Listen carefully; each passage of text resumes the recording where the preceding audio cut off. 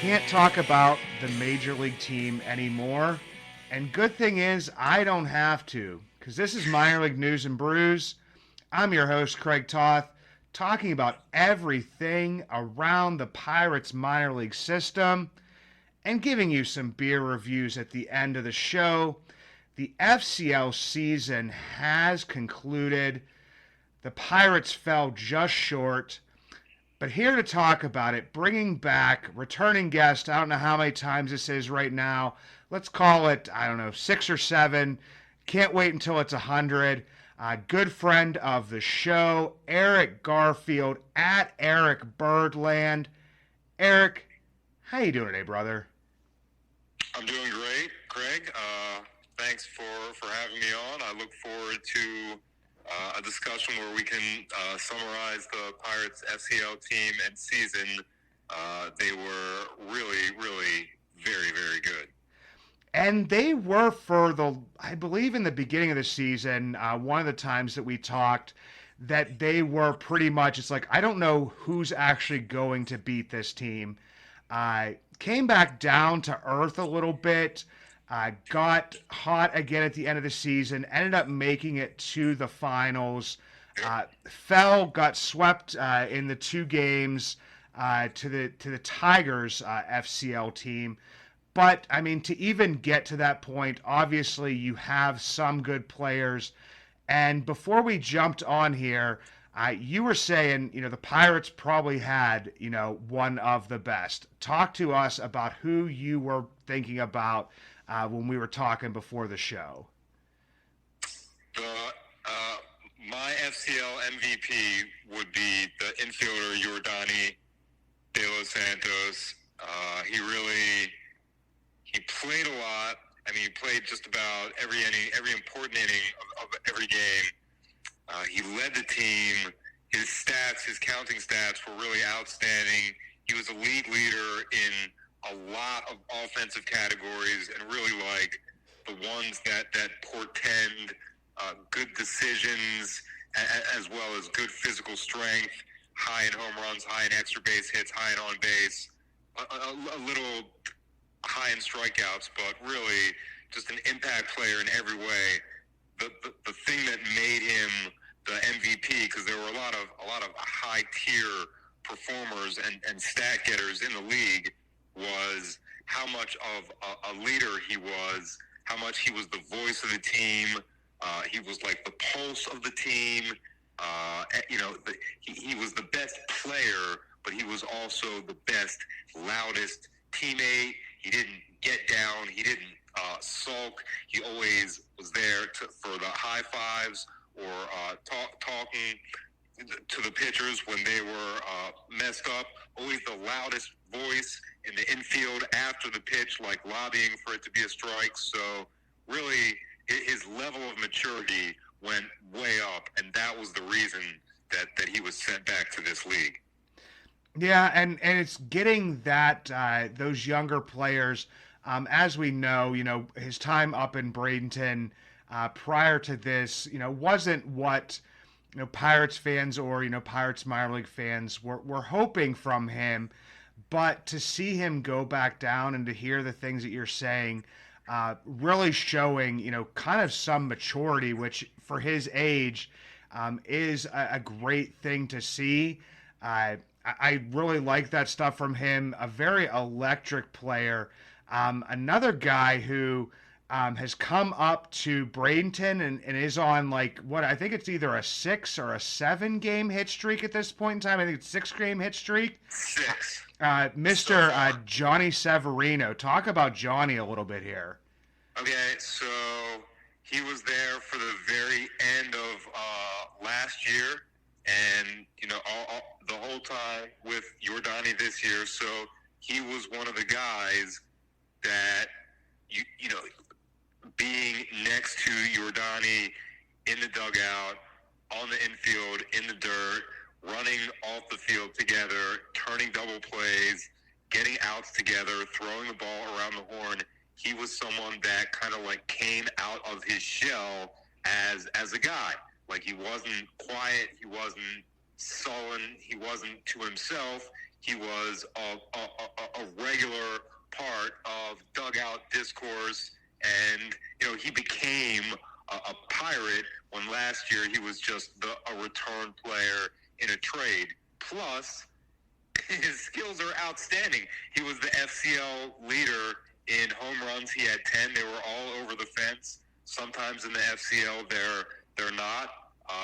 He batted well out of the leadoff spot. He had great metrics and production stats batting leadoff, but his numbers kind of showed more of a 3, 4, or 5 hitter, and he displayed not great skill, but slight versatility playing second, short, and third. So Severino definitely a decent contact bat, but a really good power bat as the return in the Carlos Santana trade about like a year and a half ago.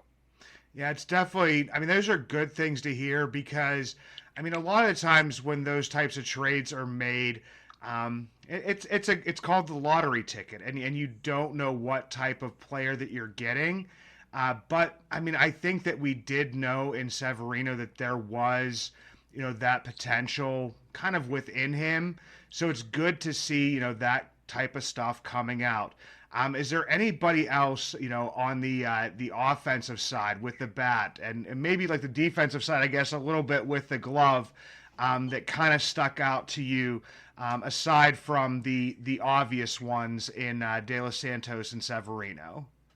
There was, and when I talked to like org players down here that like Axial Plaz and Braylon Bishop, they started the season in the SCL. They're now with the Marauders, so everybody's kind of in the same year. The one guy that everybody talks about and that I've got a great video of, and I think of very highly also, is the infield prospect, mainly second baseman, should be a second baseman primarily. That is Carlos Caro. The first thing I want listeners to think of is this is a 300 type of hitter. He can touch the ball, make contact really in every situation, every type of pitch, and every count, but he also has the wrists to just shoot it pull side right down the third baseline. He's got a good enough aim to go really anywhere between second and third base with the line drives. He was a 300 hitter in the DSL before he got here, and I believe at the very end of this season he got his average close to it, but not at it or over it, but just really, really consistently showing good line drive consistency with those wrists. So he's a hitter type, a hitter profile that I really, really, really liked. And he kind of, I watched the games, the exhibition games from the beginning, from like minor league spring training. This guy, he's fit that profile from the very first time I saw him. Like, he did not require like a couple weeks to get rolling, like where he was 2 for 15 or 2 for 17. This guy's been a hitter all the time, every time since I've been watching. So as he gets into affiliated ball and starts to get adjusted, I think he's going to do the same thing, like hit the ground running. Pirates fans are going to like him, Carlos Caro. And that is good for Bradenton Marauder fans, because it looks like that their team, especially towards the end of this year, but at the beginning of next year, is going to be kind of pretty loaded with talent. We all know who everybody wants to hear about on the pitching side, and a very young player, a very I think you know who I'm thinking about here, Eric, is a guy who Pirates fans are starting to kind of get excited about a little more, and that would have to be Xander Meath. I mean, Ben Cherington, I feel like has done a very good job, and I'm not gonna. It's not like making an excuse for the bad things I think that he's done, but his scouting department and then him himself, they've done like a really good job of selecting like the prep arms. Like when they select a prep arm, I almost expect for them to like kind of explode onto the scene. Yep, that's reasonable. So talk to me about Xander. Well, I would not go by his first couple appearances, transitioning up to single A for his age and where he is in development. His out pitches, rank among the best for that age group or for that experience level, especially his slider. It's really, really extremely advanced. He can throw it to both-handed hitters and expect results. It ends up in the strike zone a lot of the time, so even if they can't swing or don't swing or make a bad swing or don't do those things, he can still strike you out with his best stuff. So he is, his delivery is unique, not exactly like Solometo, but it's part of the, I don't want to say deception package, but it's part of the strikeout package. So rookie level hitters, and I would expect very soon single A hitters are going to strike out to the tune of like at least 11 or 12 strikeouts per nine. He's awesome. He's really advanced.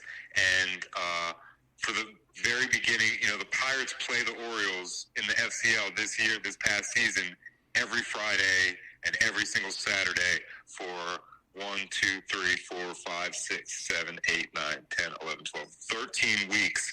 So for the first 7, I think it was 8 weeks, the Orioles, my team, their opponent, every single Saturday was Meath, and I watched him just, destroy my 17, 18, 19-year-old hitters one by one, 6 strikeout game, 7 strikeout game, 8 strikeout game. So I have a unique perspective on just how good he is, and I really respect where he is in development a lot. And by the way, I think when we did this show last year, we were saying the same thing, like the Marauders of 2024 are going to start out pretty loaded. And, it kind of worked out, but it didn't exactly work out exactly like we had speculated.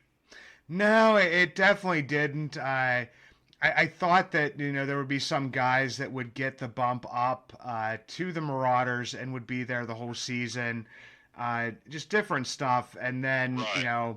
Also but I think that they were smart in the way that they played this and allowed those younger guys to develop because as a Pirates fan first and foremost, but also a fan of the minor leagues, I want to see those guys move up as quickly as possible, but then I need to remember development's not linear. Not every prospect, it's not like, okay, you've completed this level, now you move up. Sometimes you need to find yourself, or I always talk about the when you take off and you have the place to take off and the place to your landing ground, so you have that runway to kind of get going. Because I mean, if we've seen guys go up to different levels at times and struggle and then not be able to get back to who they were and find that again. So I think that in those ways it's definitely been very smart the way they've played it.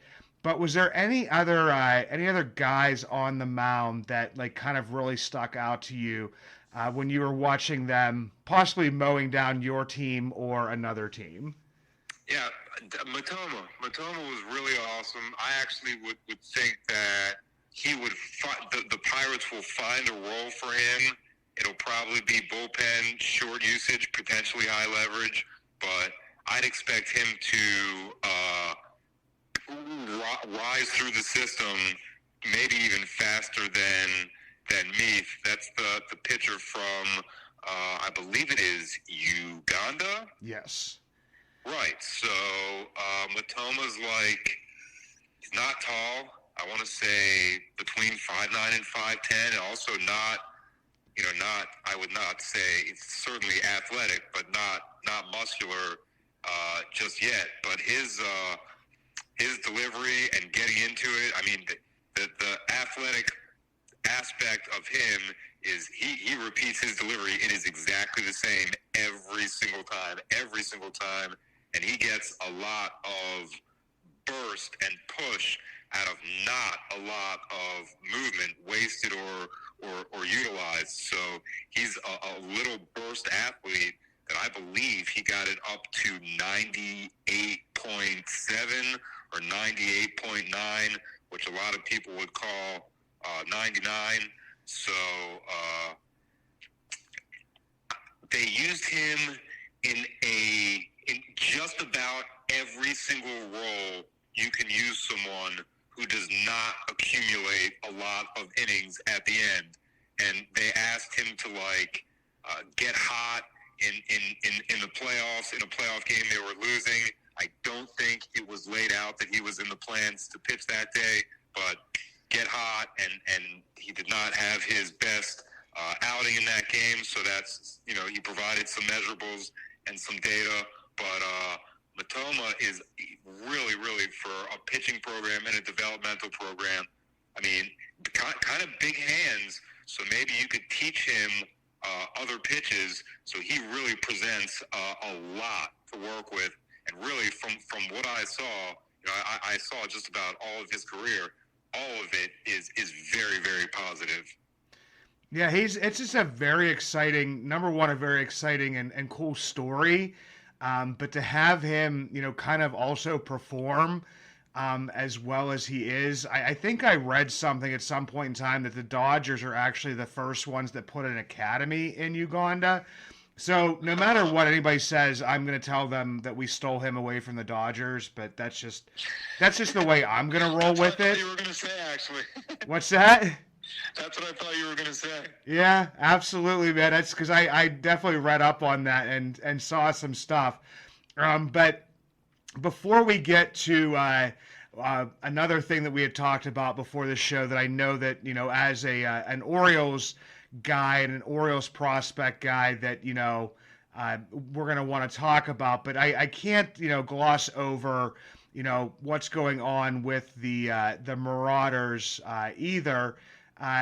With the Marauders, I mean, we always talk about Axial Plaz. I know that Axial Plaz is one of your favorite guys down there, one of my favorite players as well. To me, with his age, I know that the average isn't there yet. The power is definitely there. And I'm seeing him also, in some ways, I was watching a little bit of the game tonight, kind of seeing him just become a hitter. And it's a very cool thing to watch. Omar Alfonso moving up to Greensboro. So it looks like Axiel should be the primary catcher for the Marauders, at least for the near future, and probably to begin next season, I would believe as well. No, I think, that you just reminded me, there is another FCL player to talk about. I think I agree with everything you said.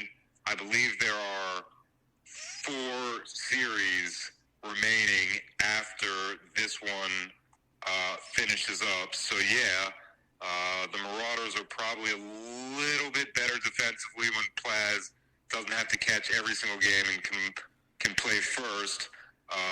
Just to even out the workload, but that's probably not going to happen for those 4 series, and he'll be the primary catcher depending on what they want to do with Justin Mickness or the draftee that just came up from Army, whose first hit was an inside the park grand slam, and I know he has a 1-syllable last name. It's not coming to me right now. Berg. Berg, right. I was going to say something that was not Berg, but right. So right. But I also am enjoying what Plaz is doing in terms of development. I can say, I don't think of him as a high average hitter going forward, or that's what he's going to end up as. But right now, I think he's just exactly at 200 or very close to it, and he's certainly better than that. I think the thing that he's focusing on is getting to better counts and not striking out once he's in them. Working back to 3 balls means you should probably use your strike zone judgment and walk a little bit more if you can't hit, or if you don't get anything good to swing at or hit, be satisfied with the walk.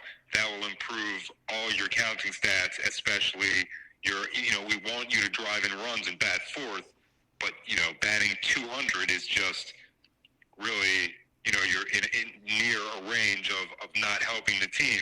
And it happened for, another slugger type on batting right behind him or close to him for Esmeralyn Valdez.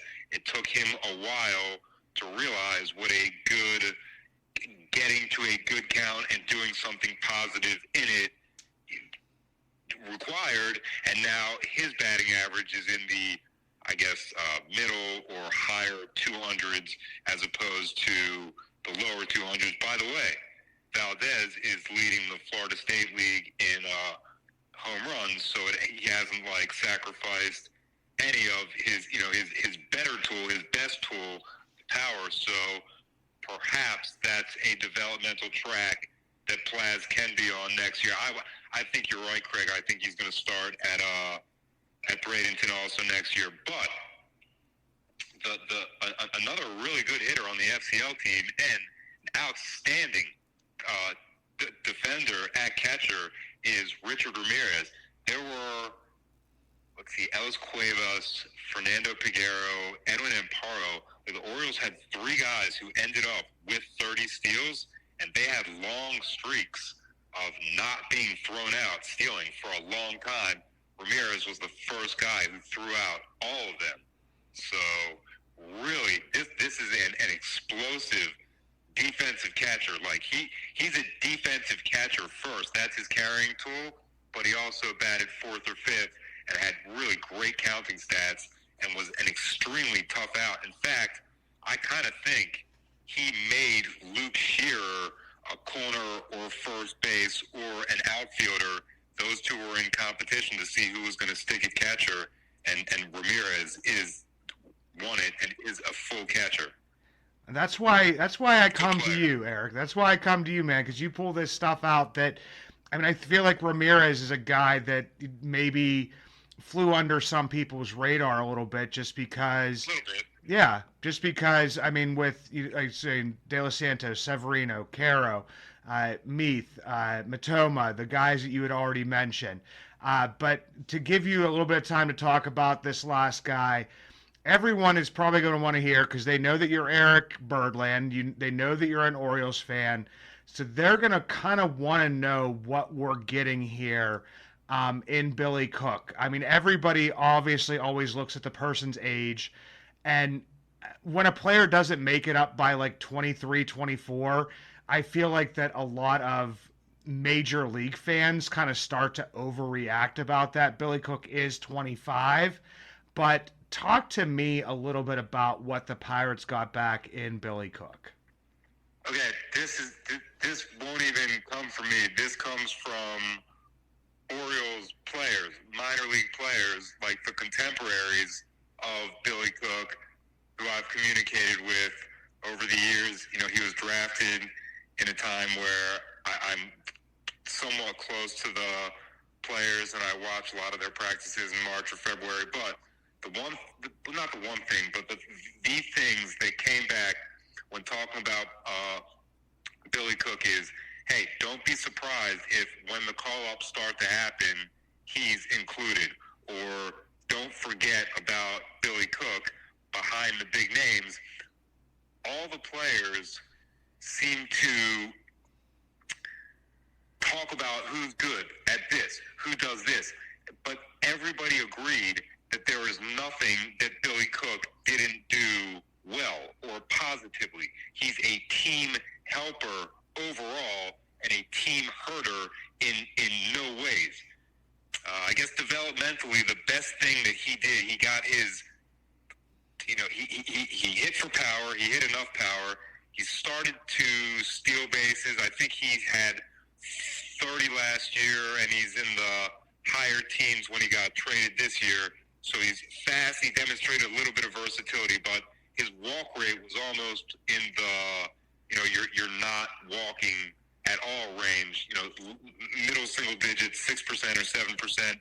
And when the Orioles traded him, it was in the high high 12s, almost 13%. So he batted in the middle of the order and started being a little bit more selective, and it didn't overall boost his counting stats, but this is not somebody who needed that. In weighted runs created plus, he was always considerably, significantly above league average. So I guess, long story short, you have enough pitchers to where trading Patrick Riley, who's good, really doesn't even matter. And I don't know that there's that many high minors hitters that translate to big leaguers right away, but you just traded for one. That is great to hear. Age, doesn't really matter that much. Shouldn't matter that much, pardon me. Yeah, and the crazy thing to me is as you were talking there, I'm just like, man, we need to combine our powers and become like a super team, because it seems like the Orioles are very, very good at developing hitters. And I'm not saying that they can't develop a pitcher, but it's definitely the strong suit on the hitting side of stuff. And for the Pirates, not that we can't, develop hitters, but we can definitely develop pitchers. So, I mean, I don't know which one we would be. I don't know if we would keep the Orioles or the Pirates or whatever it would be, but it kind of sounds like that there would be a super team in there someplace. Or just keep doing a trade like this towards the end of like a developmental phase for particular guys that are, Billy Cook that's another huge difference for the Orioles. As good as he did, I mean, if this guy batted .330 at Norfolk this year with 17 home runs, there's no chance he's taking the spot of Heston Kjerstad or Colton Cowser. There was no chance. So he was only blocked. In Baltimore now, in Pittsburgh, he should be in no way blocked. He should report to camp next year with a serious 40-man probability. I would think that's why he's acquired. So maybe not combined teams, but like a trade like this at the end of the deadline would, we'll take one of your pitchers, and I think you'll take one of our hitters every single year. I think that would actually be smart. Yeah, I mean, it definitely is. It's actually two teams making what I've talked about this entire time is like an actual baseball trade, which is kind of like a little bit refreshing. Yeah, and look, the Orioles traded a lot away. Craig, the Orioles system, they traded a big percent of their recently drafted and ranked high talent. Like, Riley is not going to have a bad spot in their organizational top 30. I'm making my list right now. I have him as 5th after the graduation. So, it was smart for you, but it might have been smart and almost close to necessary for us. I definitely do, kind of see it that way, and we'll help you out wherever you can, because you help me out. Eric, it's always great talking to you, man, and that once we get off of here, we're probably going to talk for a few more minutes because we can't stop talking baseball. I love what you do down there, man. Boots on the ground, and appreciate you jumping back on. For those of you that don't, I always say this, but you probably should. Please go follow Eric Birdland. You put out all the videos on your Instagram account, but you also, talk about them on your X account as well. Eric, it's always a pleasure, brother. Yeah, thank you. I feel the same way about you, and thanks for the opportunity. This is always a good time. Good subject to talk about, and I'm glad the Pirates are my second team down here.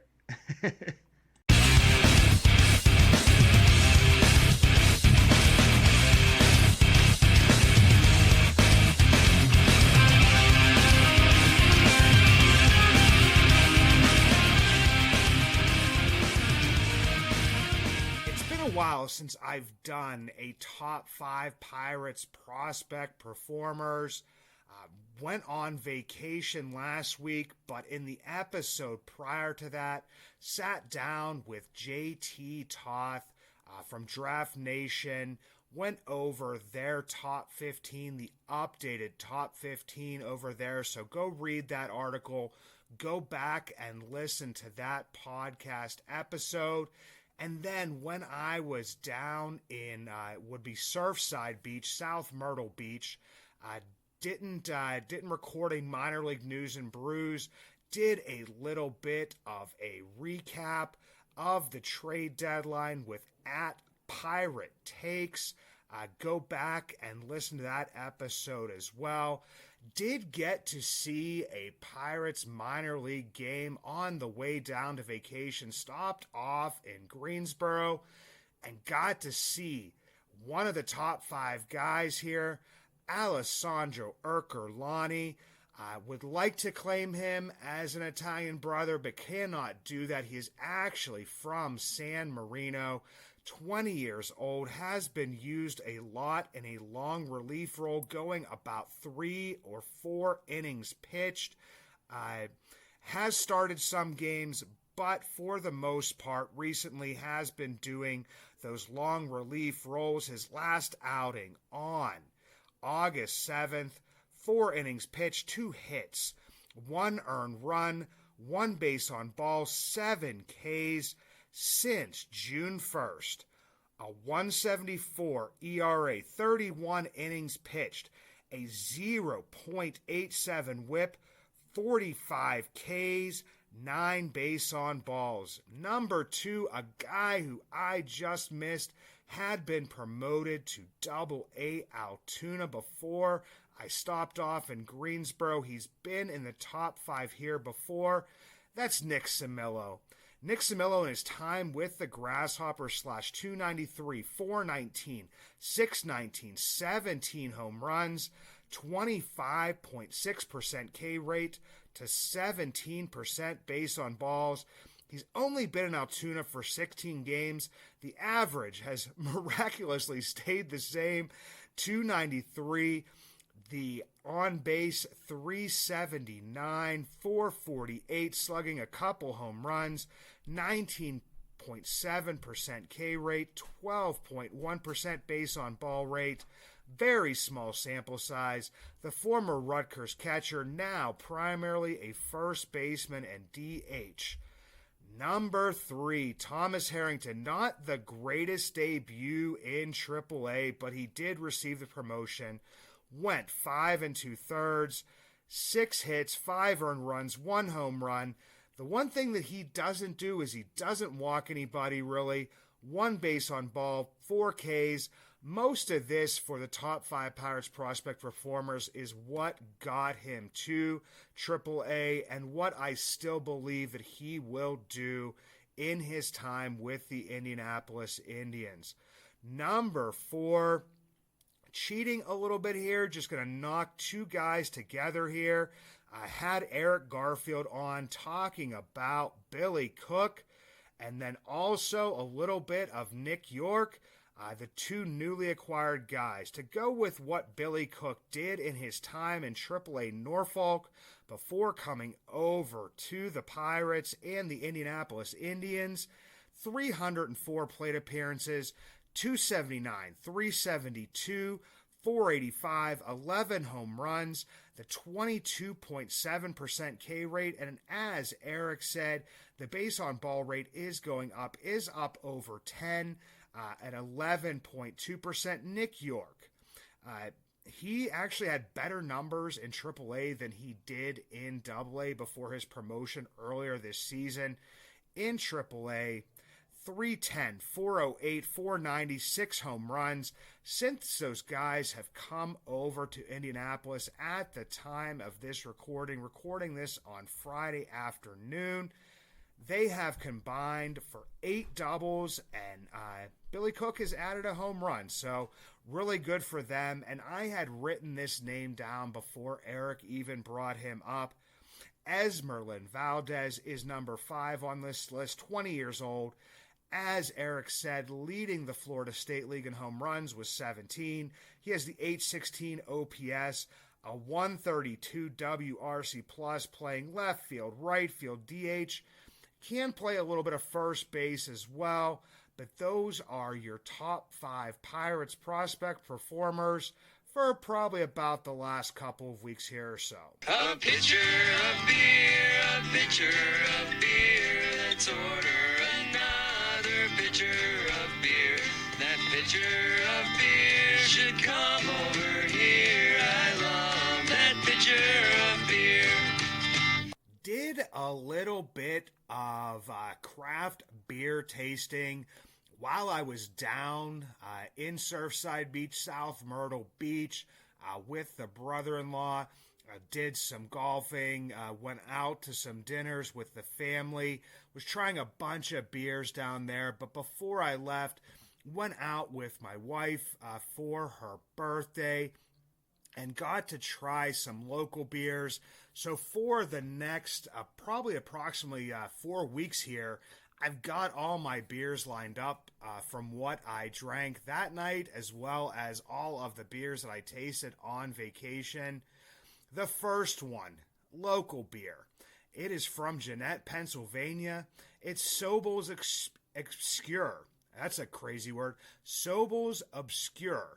And this is Dumb Foozle's Fantasy Hazy IPA coming in at 6%.